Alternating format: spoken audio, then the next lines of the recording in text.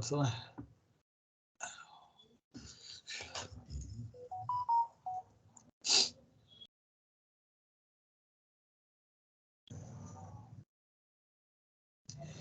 नमस्कार, मैं हूं अनिल वर्मा से। रात के 10 बजे है और ये समय है बिग बुलेटिन का। कांग्रेस के वरिष्ठ नेता पूर्व विदेश मंत्री सलमान खुर्शीद ने आज यहां 24 के लिए विपक्षी एकता को लेकर के बड़ा बयान दिया है। और जैसा कि पिछले कुछ दिनों से जो घटनाक्रम चल रहा है, खासतौर से राहुल गांधी की सदस्यता खारिज होने के बाद जो परिस्थितियां बनी हैं, उसके बाद में जो स्थितियां बन रही हैं, जो विपक्षी दल कभी बात करने के लिए तैयार नहीं होते थे, तीसरा मोर्चा बनाने की बात करते थे, गैर कांग्रेसी मोर्चा बनाने की बात करते थे, उनमें काफी ये जो चीजें थी उनमें काफी परिवर्तन आया। कुछ दल नजदीक आए और उनकी भाषा बदली, चाहे यहाँ अखिलेश यादव की भाषा हो, चाहे ममता बनर्जी की भाषा हो, और उसको लेकर ही सलमान खुर्शीद ने यहाँ बड़ा बयान दिया। उन्होंने कहा कि विपक्षी एकता जो है, उनके बयान का लब्बो लुभाव यह है कि विपक्षी एकता समय की मांग है और अगर सारे दल एक न हुए तो गाज केवल कांग्रेस पर नहीं पड़ेगी, कांग्रेस को नुकसान उठाना पड़ा है और जो दूसरे दल हैं उन्हें भी नुकसान उठाना पड़ेगा। इसलिए अच्छा यही कि सारे दल बैठें और ये तय करें कि किस तरह से एक अच्छी व्यवस्था देश को चलाने के लिए बन सकती है 24 के लिए। तो ये सलमान खुर्शीद का जो विपक्षी एकता को लेकर के बयान है वो काफी मायने रखता है। और जो भी स्थितियां चल रही हैं, बिहार और बंगाल में दंगे हो रहे हैं, राहुल गांधी की सदस्यता खारिज होने के बाद में उनके आवास को खाली कराने के लिए दिया गया नोटिस है, और परिस्थितियां राजनीति में बदलती रहती हैं और राजनीति में सब कुछ संभव है। तो आज हम सलमान खुर्शीद के इसी बयान पर चर्चा करेंगे। 24 के रण के लिए जिस तरह से कुछ महीने पहले, खासतौर से भारत जोड़ो यात्रा से पहले परिस्थितियां कुछ अलग थीं, उसके बाद में सूरत कोर्ट का जो फैसला आया राहुल गांधी की सदस्यता को लेकर के, राहुल गांधी की मानहानि को लेकर के, उसके बाद में परिस्थितियां कुछ और हुई। और हालांकि वो सारी चीजें हैं, और खास तौर से जो अडानी के खिलाफ जांच का मामला है, उसको लेकर के 16-17 विपक्षी दल एकजुट हुए। कांग्रेस के अध्यक्ष खड़गे साहब के आवास पर डिनर पार्टी हुई, उसमें शामिल हुए और कई बैठकें हो चुकी सारे दलों की। उनमें वे दल भी शामिल हैं जो भारत जोड़ो यात्रा के समापन में नहीं गए थे, जो भारत जोड़ो यात्रा के यूपी पड़ाव पर नहीं शामिल हुए थे बुलावे के बावजूद, वे दल भी उस बैठक में शामिल हुए। तो सलमान खुर्शीद के इस बयान के काफी माने निकाले जाएं, माने लगाए जाएं। और कांग्रेस भी उस समय यही कह रही थी कि हम अकेले चुनाव मैदान में उतरेंगे, लेकिन अब परिस्थितियां बदल रही हैं और कांग्रेस को भी ये लग रहा है कि सत्ता परिवर्तन के लिए, व्यवस्था परिवर्तन के लिए, केंद्र में नई सरकार बनाने के लिए सारे विपक्षी दलों को एकजुट होना पड़ेगा। और हालांकि इस बारे में अभी कोई शुरुआत नहीं हुई है, किन शर्तों पर होगी, कौन दल रहेंगे, कौन दल नहीं रहेंगे, लेकिन जो मनभेद की स्थिति थी वो धीरे धीरे बदल रही है। और ये स्थितियां खड़गे साहब के आवास पर हुई बैठकों में, या जो राष्ट्रपति को जो प्रतिनिधि मंडल गए हैं उनको लेकर के, आम आदमी पार्टी का रुख भी बहुत शुरू में सख्त था, लेकिन आम आदमी पार्टी भी अब इधर कांग्रेस के इन सारे प्रदर्शनों में शामिल हुई है। तो ये सारी स्थितियां बदल रही हैं और 24 के चुनाव को लेकर के अभी समय है। तो ये जो स्थितियां हैं उनको लेकर ही सलमान खुर्शीद का एक बयान और लंबा राजनीतिक अनुभव है उन्हें, बड़े बड़े पदों पर रहे हैं, और इसीलिए शायद उन्होंने कहा कि कांग्रेस ने तो उसका नुकसान उठाया है, दूसरे दल भी इससे बच नहीं पाएंगे, दूसरे दलों को भी नुकसान उठाना पड़ सकता है। गाज गिरेगी तो केवल कांग्रेस पर नहीं गिरेगी, दूसरी दलों पर भी गिरेगी। इसी पर चर्चा करेंगे आज। भारतीय जनता पार्टी से विकास पांडे हैं, भाजपा के नगर अध्यक्ष, स्वागत है आपका। और श्वेता दुबे जी हैं, महिला मोर्चा के उपाध्यक्ष हैं, स्वागत है। और कांग्रेस से विवेक नारायण मिश्रा जी हैं, कांग्रेस का पक्ष रखेंगे। तो ये पैनल है आज की इस बहस का। और जो भी राजनीतिक समीकरण बन बिगड़ रहे हैं 24 के इस रण से पहले, वो सब दिख रहे हैं। और सलमान खुर्शीद के बयान को भी, विवेक नारायण जी आपसे ही शुरुआत करेंगे। सलमान खुर्शीद के इस बयान को इसी सिलसिले में एक मील का पत्थर कहा जा सकता है कि एक शुरुआत, एक अपने अनुभव के आधार पर घर में जिस तरह से बड़े बुजुर्ग सचेत करते हैं लोगों को, उस तरह का बयान सलमान खुर्शीद का है कि अगर समय के हिसाब से सारे दल एक न हुए, एक होकर के एक निश्चित रणनीति न बनाई, तो इसका खामियाजा, इसकी गाज केवल कांग्रेस पर नहीं गिरेगी, इसकी गाज सभी पर गिरेगी। विवेक जी। देखिए, विदेश राज्य मंत्री, पूर्व विदेश राज्य मंत्री सलमान जी ने जो बात कही है, वो उन्होंने जो बात एक बृहद परिप्रेक्ष्य में कही है, और वो अनायास नहीं कही गई है। जिस तरीके से मोदी सरकार का व्यवहार रहा है, चाहे वो जेपीसी को लेके हो, चाहे राहुल जीपी संस्था को खत्म करने का जो एक राजनीतिक तरीके से जो उसको एक ताना बाना बुना गया, तो वो सारी चीजें एक बिल्कुल उन्होंने सही कहा कि ये समय की मांग है कि नई सरकार का गठन बहुत जरूरी है देश में तानाशाह सरकार को हटाने के लिए और लोकतंत्र को बचाने के लिए। और ये बात देखिए, आपने कहा भी कि, और ये उनकी बात कोई एक जो उसका लब्बो लुआब यही था कि आज 18 विपक्षी दल खड़गे जी के आवास पे हुए, और ये अडानी के खिलाफ जांच जेपीसी की मांग को लेकर सब एक मत थे। तो आप सोचिए, 18 विपक्षी दल के माने ये हुआ कि देश की 60% जिसको वोट मिला, पूरे विपक्ष को 60% वोट अगर पूरा हो जाए तो 60% वोट विपक्ष को मिला। तो 60% देश की जनता चाहती है कि जेपीसी का गठन हो। और देखिए कि ये पूरी लड़ाई एक तरीके से तानाशाही की रखती है कि ये 2 महीने बनाम 2 दिन की, 2 महीने से जेपीसी की मांग पूरा विपक्ष देश का कर रहा था, जो 60% जनता का प्रतिनिधित्व करता है। यानी 60% जनता ये मांग थी कि जेपीसी का गठन हो, दूध का दूध पानी हो जाए अगर। लेकिन भाजपा यही कहती रही कि अडानी पे हमला देश पे हमला है। भाजपा ने यहां तक कह दिया। इसके बाद चीजें और तेजी से बदली, सारे विपक्षी दल एक आए कि अडानी पे हमला देश पे हमला, यानी अडानी देश से बड़े हो गए। और जिस तरीके से अडानी ग्रुप के जो प्रवक्ता ने बगल में अपने नेशनल फ्लैग को रखे जो बयान जारी किया, जो शायद राष्ट्रपति करते हैं, उस पर भी उसमें चर्चा हुई थी कि उसकी जरूरत कोई नहीं थी। एक व्यवसायिक उपक्रम अपने प्रवक्ता जब बोलता है तो उसके बगल में नेशनल फ्लैग की जरूरत कोई नहीं होती है।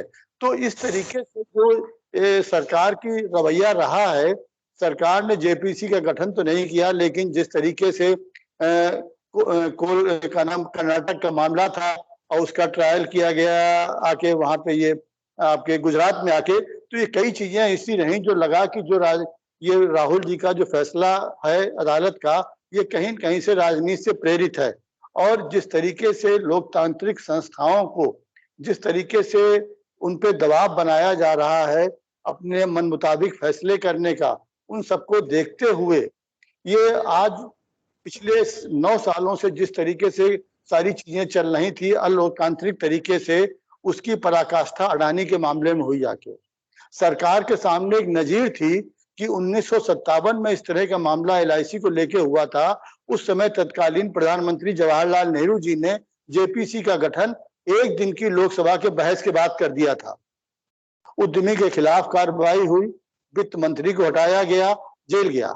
आखिर सरकार उस तमाम बातें कांग्रेस करती, कांग्रेस ने कुछ नहीं किया। लेकिन एक दिन की बहस में ये जेपीसी का गठन हुआ था।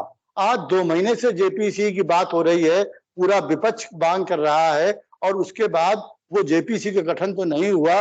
अलबत्ता मोदी सरकार ने, जो सलमान जी का कहना था वो इस परिप्रेक्ष्य में और था कि कांग्रेस ने नुकसान उठाया, और मोदी सरकार का यही एक परसेप्शन था सारे विपक्ष को देने का कि हम जब कांग्रेस के नेता के संग इस तरह का कर सकते हैं तो आप तो क्षेत्रीय दल हैं, आपको हम जब चाहेंगे मसल देंगे।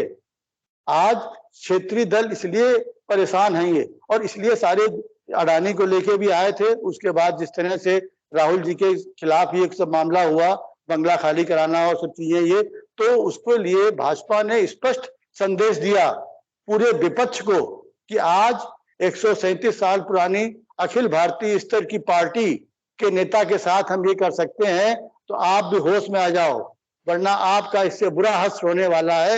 ये मैसेज, ये परसेप्शन एक भाजपा ने राहुल गांधी के जरिए पूरे विपक्ष को दिया। इसलिए ये समय की मांग है लोकतंत्र को बचाने के लिए, देश को बचाने के लिए, कि सारे विपक्षी दल यानी देश की 60% जनता का जो प्रतिनिधित्व करते हैं वो एक प्लेटफॉर्म पे आ जाएं, ताकि इस तानाशाही सरकार को बदला जा सके। श्वेता जी। भाई साहब, सबसे पहले मैं भाई साहब का ये जो मिसकंसेप्शन कांग्रेस हमेशा से फैला रही है, बराबर फैला रही है जब से राहुल जी का मामला हुआ है। राहुल गांधी जी को मानहानि का दोषी पाया गया है, इसलिए उनको दंडित किया गया। उनका ये कथन था कि क्या सारे मोदी चोर होते हैं, और क्षमा मांगने को उनसे कहा गया था कोर्ट में, लेकिन उन्होंने इसको, इस अपमानजनक टिप्पणी के लिए क्षमा मांगने से इनकार कर दिया, और कोर्ट में ये और देश द्वेष से भरी हुई एक अपमानजनक टिप्पणी मानी गई थी, जिसके लिए उन्हें दंडित किया गया है, और जिसके कारण उनकी सदस्यता गई है। ये कोई बेचारापन नहीं है और ना ये जबरदस्ती, जबकि कांग्रेस के पास इतनी बड़ी लंबी फौज है वकीलों की, और वो कुछ नहीं कर पा रही है, और वो पता नहीं कहाँ का किस्सा, कहीं का कोई किस्सा नहीं है, वहीं का किस्सा था। और कुछ वहां बोलने के बजाय जहां बोलना चाहिए था, कोर्ट में बोलना चाहिए था, वहां नहीं बोले। अब बाहर बता रहे हैं कि बेचारे राजीव गांधी, राहुल गांधी जी को एक विक्टिम बना दिया गया है, उनकी सदस्यता चली गई है, उनका घर छीना जा रहा है। ऐसे करने से कांग्रेस को वोट मिल जाएगा? जो मूलभूत समस्याएं हैं, जो आधार है राजनीति का, उस पर ध्यान नहीं है। जेपीसी बना देंगे तो कांग्रेस सत्ता में आ जाएगी। मैं भाई साहब से पूछना चाहूंगी, सन 57 का उदाहरण आप दे रहे हैं, मैं पूछना चाहूंगी बोफोर्स के लिए जेपीसी की स्थापना क्यों नहीं गठित की गई थी? और चलिए और थोड़ा इधर आ जाए, बोफोर्स तब भी थोड़ा दिन हो गया है। 2G घोटाले, 2G स्पेक्ट्रम घोटाले में जेपीसी की क्यों नहीं गठित किया गया? आपकी सरकार भी तो थी। आपके अंदर, कांग्रेस पार्टी के अंदर अपने आप को राजा मानने की जो प्रवृत्ति है, उसी के कारण श्री राहुल गांधी जी को सजा मिली है। वो अपने को एक अति विशिष्ट व्यक्ति मानते हैं और वो वैसा ही व्यवहार करते हैं, और उसका कारण कांग्रेस पार्टी के ये सदस्य लोग हैं, वो उनको ये अनुभव कराते रहते हैं, नहीं नहीं आप स्पेशल हैं, आप स्पेशल हैं। अब मतलब कांग्रेस कह रही है इसलिए जेपीसी की गठन हो जाना चाहिए। ये कौन सी बात है? आप भी जब सत्ता में थे तो जो विपक्ष कहता था आप एकदम मान लेते थे, और वो पार्टी कह रही है कि लोकतंत्र खतरे में है। हास्यास्पद बात है। 75 की इमरजेंसी भूल गए हैं हम आप सब भूल गए। अब लोकतंत्र खतरे में है, इस समय लोकतंत्र खतरे में है। इस समय लोकतंत्र खतरे में नहीं है, इस समय भ्रष्टाचार तंत्र खतरे में है, भ्रष्टाचारी लोग खतरे में हैं, और सारे चोर जो हैं, जो सो कॉल्ड भ्रष्टाचारी और वो रह चुके हैं, वो अपने आप को बचाने के लिए सुप्रीम कोर्ट में भी गुहार लगाई जा चुकी है। और सलमान जी का जो ये बयान आया है, ये उसी की एक मानगी है कि भैया आ जाओ सब लोग एक साथ, तो शायद हम कुछ कर सकें। लेकिन जनता जान चुकी है कि कौन सही है और कौन गलत है। आप सब एक साथ भी हो जाएंगे, लेकिन जनता मोदी जी के साथ है और 2024 में हम और दमखम के साथ वापस फिर से आएंगे और फिर से सरकार बनाएंगे। विकास पांडे। देखिए भाई साहब, जब बात सलमान साहब की होती है तो मुझे लगता है कि एक ऐसे नेता हैं सलमान साहब जिनका मस्तिष्क कुछ सोचता है और जवान कुछ कहती है। 2-3 विषय मैं आपको बता दूं सलमान साहब को लेकर के।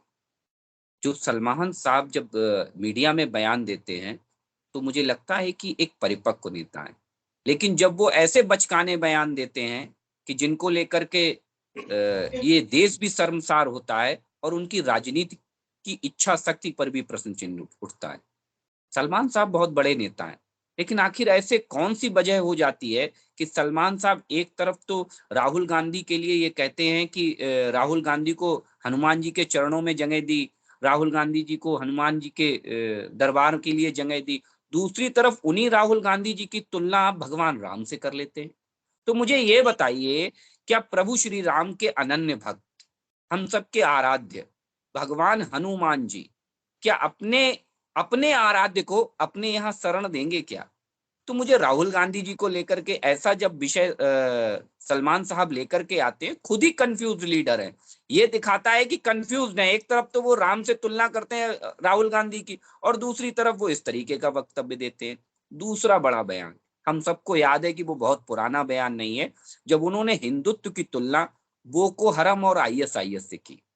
ये दिखाता है कि सलमान साहब जो है वो मानसिक रूप से बेचारे बहुत परेशान हैं, क्योंकि जहां उन्हें होना चाहिए था, दुर्भाग्य से कांग्रेस उन्हें वहां पहुंचा नहीं पाई। जब भी बेचारे राज्यसभा के लिए प्रयास किए तो कांग्रेस में कोई ना कोई टंगड़ी उनके मार गया और वो अपनी ही राजनीति का स्वयं शिकार हो गए। यही विषय मैं हमेशा से कहता हूं कि राहुल गांधी जी को लेकर के जो कोर्ट का निर्णय आया है, उस निर्णय के सापेक्ष में अगर आप डीप में जाकर के देखेंगे तो ना उसमें सरकार का कोई रोल है, ना किसी का कोई रोल है। विशुद्ध रूप से राहुल गांधी अपनी पार्टी के अंदर नेताओं की राजनीति का शिकार हो गए। कारण मैं उदाहरण के साथ आपको बता देता हूं। कपिल सिब्बल जी जब ऐसे ही केस में फंसते हैं तो वो माफी मांग लेते हैं। कांग्रेस के सबसे बड़े वकीलों में से एक है। कपिल सिब्बल से ज्यादा होशियार तो राहुल गांधी मैं नहीं मानता हूं कि होंगे वो, लेकिन कपिल सिब्बल जब ऐसे ही केस में फंसते हैं तो वो माफी मांग लेते हैं कोर्ट में जाकर के और अपना केस रफा दफा करवा लेते हैं। जब ऐसे ही केस में इसी तरह से मिलते जुलते थोड़ा सा अलग केस था, वो जब सलमान खुर्शीद फंसते हैं तो वो अपनी सब पावर का इस्तेमाल करके हाई कोर्ट में उस केस को रफा दफा करवा लेते हैं।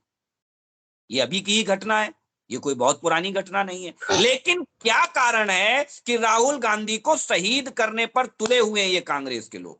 दरअसल ये जानते हैं कि अब इनकी राह में कांग्रेस और इन सारे लोगों की राह में राहुल गांधी अंतिम कांटा बचे हुए हैं, और वो कांटा निकालने का इससे सुनहरा अवसर और नहीं था, क्योंकि राहुल जी अपनी बुद्धि का तो विवेक का प्रयोग करते ही नहीं है। ये पूरी कांग्रेस क्या पूरे हिंदुस्तान को मालूम है कि राहुल जी अपनी बुद्धि का प्रयोग नहीं करते हैं। वो दूसरों के लिखे हुए डायलॉग बोलते हैं, दूसरों की कही हुई बात बोलते हैं। तो दूसरों के ओपिनियन से चलने वाला व्यक्ति जिसके पास स्वविवेक नहीं है, उसे बहुत आसानी से चलाया जा सकता है। उन्हें एक सब्जुवाक दिखाया गया, बेचारों को 3700 किलोमीटर की पदयात्रा करके इस देश में दौड़ाया गया। एसी कमरों में रहने वाले बेचारे परेशान हो गए। 3700 किलोमीटर सबने मिलकर के उन्हें इतना दौड़ाया, कोई नेता उनके साथ ढंग का 3700 किलोमीटर पूरे नहीं चला। उनके पर्सनल लोग चले हैं, लेकिन कांग्रेस का कोई बड़ा नेता उनके साथ पूरे 3700 किलोमीटर नहीं चला। सबने उन्हें हाँक दिया कि जाओ बेटा आगे चलो, बलि का बकरा, जैसे हमारे यहाँ एक कहावत है बलि का बकरा। तो राहुल गांधी जी को बलि का बकरा बनाया जा रहा है, और जो इन नेताओं के राह में अंतिम कांटा है राहुल गांधी, उसे निकालने का एक सुनहरा अवसर था, जिसमें राहुल गांधी को बलि का बकरा बना करके शहीद कर दिया गया। ये है इसका सीधा सीधा लबोलुबा। ना इसमें सरकार से कोई लेना देना है, ना इसमें किसी भी प्रकार से अन्य चीजों का लेना देना है। कोर्ट का अपना वर्डिक्ट था, उन्हें डिसीजन देना था और उन्होंने डिसीजन दिया। आप दुनिया भर का प्रोपेगेंडा करते रहे और कोर्ट में जो करना चाहिए था वो आपने नहीं किया। ये तो रही एक सीधे अक्षर की लाभ लुभाल की बात। दूसरी चीज, आप जेपीसी की मांग करते हैं। कांग्रेस के लोगों से बड़ी हैरत होती है साहब। जेपीसी की यही मांग कांग्रेस ने तब भी की थी जब राफेल के ऊपर राहुल गांधी ने जब ये बयान दिया था कि सारे मोदी चोर हैं। तो मुझे बड़ी शर्म आती है राहुल गांधी जी पर कि जब वो इस तरीके के बयान देते हैं और जेपीसी के ऊपर जब संसद को बाधित करते हैं जेपीसी मांग को लेकर, राफेल के मुद्दे पर, तब राहुल गांधी जी को दिक्कत नहीं हुई जब सुप्रीम कोर्ट में दूध का दूध पानी का पानी हो गया। राफेल के ऊपर फ्रांस के प्रधानमंत्री ने बाकायदा बयान ब्रीफ करके जवाब दिया कि ऐसा कुछ भी नहीं है जो मनगढ़ंत आरोप लगाए जा रहे हैं, लेकिन उसके बावजूद भी भारत के विपक्ष पर कोई उसका असर नहीं पड़ा, कांग्रेस पार्टी पर कोई असर नहीं पड़ा, क्योंकि विशुद्ध रूप से देश को डिरेल करना उनका उद्देश्य था। तब भी दूध का दूध पानी का पानी हुआ और अडानी के केस में भी दूध का दूध पानी का पानी हो जाएगा, क्योंकि देश की सर्वोच्च अदालत अपनी निगरानी में जांच कर रही है। मुझे लगता है इससे ज्यादा विश्वसनीय कुछ हो नहीं सकता। कांग्रेस की अपनी एक मंशा हो सकती है कि उसने हमेशा अपने परिप्रेक्ष्य में जब फैसला उसके खराब चला जाएगा तो ईवीएम भी खराब हो जाएगी, कोर्ट भी खराब हो जाएंगी, जनता भी खराब हो जाएगी। ये कांग्रेस का अपना आउटलुक है, इसका जवाब जनता भी उन्हें देती है और समय समय पर कोर्ट भी उन्हें देती रहती है। जी विवेक, देखिए बहुत अच्छा भाषण था, मुद्दे से हटके बात, मुद्दे की बहुत गंभीर बात थी, मुद्दे के जवाब में देखे बहुत लंबा चौड़ा भाषण हुआ तो इधर उधर की बातें हुई। लेकिन सबसे पहले मैं एक बात क्लियर कर दूं, जो बार बार राफेल की बात करते हैं, राफेल में मोदी सरकार ने सुप्रीम कोर्ट को गुमराह किया और जिस दिन मोदी सरकार सत्ता से हटेगी राफेल की फाइलें खुलेंगी, जो वहां से चोरी हुई थी साउथ ब्लॉक से, वो सब बात सामने आएगी। इसलिए राफेल की बात बार बार ना करा करिए, राफेल की बात ही है। अब दूसरी बात आप करते हैं मेन में कि कंफ्यूज की बात करी, मैं वो भी आपका मैं दूर कर दूं गलतफहमी कि कंफ्यूज सलमान साहब नहीं है, कंफ्यूज तो आप हैं, भाजपा है। क्योंकि एक तरफ कहती है बहुत हुआ भ्रष्टाचार पे बार, अब की बार मोदी सरकार, और दूसरी तरफ भ्रष्टाचारियों के सपोर्ट में सूरत से ट्रायल कराती है और राहुल जी पे ये कराती है। बात सुन लीजिएगा, सुन पूरी बात हमने आपकी सुनी है। भ्रष्टाचारियों के साथ अगर सरकार न खड़ी होती तो आज भ्रष्टाचारियों की बात को लेके सूरत में ये ट्रायल न होता। बात कर्नाटक की थी, ट्रायल हो रहा है गुजरात में। दूसरी बात आप देखिए कि भ्रष्टाचारियों की अगर बात इतने सरकार होती तो ये जो 9 सालों में जितने फुर्र हो गए यहाँ से, उनकी गिनती आपको मालूम है कितने फुर्र हो गए, जो फुर्र हो गए वो आज तक जेल में नहीं ला पाया आप वापिस उनको, क्योंकि आप उनके साथ खड़े हैं। दूसरी बात, आप कहते हैं, आपने भी दलीलें दी, हमारे भाजपा के प्रवक्ता ने बोफोर्स की और 2G स्पेक्ट्रम की। राफेल या 2G स्पेक्ट्रम या बोफोर्स से देखिए, पहली बात तो मैं स्पष्ट कर दूं, बोफोर्स की बात या 2G स्पेक्ट्रम की बात, ये सिर्फ एक जनता को गुमराह करने के लिए हुआ था। और जब आपने कांग्रेस सत्ता से हट गई, आप सत्ता में आ गए, आपने जांच कराई, तो क्या बोफोर्स में क्या निकला पूरे देश को मालूम है, गलत साबित हुआ। 2G स्पेक्ट्रम में कोई भी जिनको आपने दोषी कहा था, कांग्रेस ने जरूर उनको जेल भेज दिया था, लेकिन किसी पे आरोप नहीं हुआ, किसी पे सिद्ध नहीं हुआ। आप बात सुन लीजिए, जवाब दीजिएगा बाद में। 2G स्पेक्ट्रम कोई भी साबित नहीं हुआ उस पे। दूसरी बात, जेपीसी की बात आप कहते हैं हम ये जांच करा रहे हैं, वो जांच करा रहे हैं, 18 पूरे देश का, मैं आपकी बात सुनी। देखिए, आप कहते हैं कि ट्रायल चल रहा है, क्या नाम वो सुप्रीम कोर्ट की कमेटी कर रही, जेपीसी की मांग देश की, मौका मिल जाए भाई साहब 2-2 मिनट। जेपीसी की मांग पूरा विपक्ष कर रहा है, जिसको देश की जनता का 60% प्रतिनिधित्व करता है, वो मांग कर रहा है। मांग रहे हैं आप केवल 40% वोटों की खातिर आप सत्ता की मांग का उचित नहीं है। आप जेपीसी की मांग को मान के क्यों नहीं कर रहे हैं? बाकी सब काम कर रहे हैं, पूरा विपक्ष मांग कर रहा है, जिसे 60% जनता ने वोट दिया, उसकी मांग को आप क्यों ठुकरा रहे हैं? आप सच्चे हैं, आप कहते हैं अडानी पे हमला देश पे हमला है। अरे भाई सुन लीजिए भाई साहब, सुन लीजिए, आप सुन लीजिए, हम सबने सुन लिया, आप सुन लीजिए, 1 मिनट सुन लीजिए, 1 मिनट मेरे के साथ। सलमान साहब, आपके अकॉर्डिंग सलमान साहब बहुत समझदार नेता हैं, ठीक है, हमने थोड़ी देर के लिए मान लिया कि बहुत समझदार है। अब इनसे कहिए भाई साहब, जैसे हम सब ने सुना वैसे ये भी सुन ले, इनसे आग्रह कर लीजिए, क्योंकि मुझे लगता है कि बहुत काम की बात आपके आ रही है, बहुत आपके काम की बात आ रही है भाई साहब। अभी जेपीसी पे भी बात करेंगे, लेकिन सुन लीजिए, केवल इतना सुन लीजिए। अरे कोई बात नहीं, आप नाराज मत होइए, हम बता रहे हैं सलमान साहब को हम भी मान रहे हैं बहुत काबिल नेता है। थोड़ी देर के लिए आप मेरे सुन लीजिए भाई। एंकर महोदय इनसे कहिए, एडिटर महोदय इनसे कहिए कि थोड़ा शांत रहें, सुन लें दूसरे को। सलमान साहब बहुत काबिल नेता हैं, ये कांग्रेस के नेता ने कहा, हम भी मान लेते हैं थोड़ी देर के लिए बहुत काबिल और समझदार नेता हैं। तभी शायद उन समझदार नेता ने ये कहा था कि खड़गे जी कांग्रेस पार्टी को केवल चलाएंगे और राहुल गांधी पूरे देश चलाएंगे, और हमारे नेता राहुल गांधी हैं। तो जो अपनी पार्टी के राष्ट्रीय अध्यक्ष को अपना नेता नहीं मान रहा है, उन सलमान साहब को आप समझदार कह रहे हैं। हम भी तो वही कहते हैं भाई साहब, जब हम ये कहते हैं तो हमसे ये कहा जाता है कि आप परिवारवाद पे आरोप लगा रहे हैं। और वही बात जब सलमान साहब, जो बहुत समझदार नेता है एंकर की नजर में, जब वो इस बात को कहते हैं, तब आपको वो बात समझ में नहीं आती है।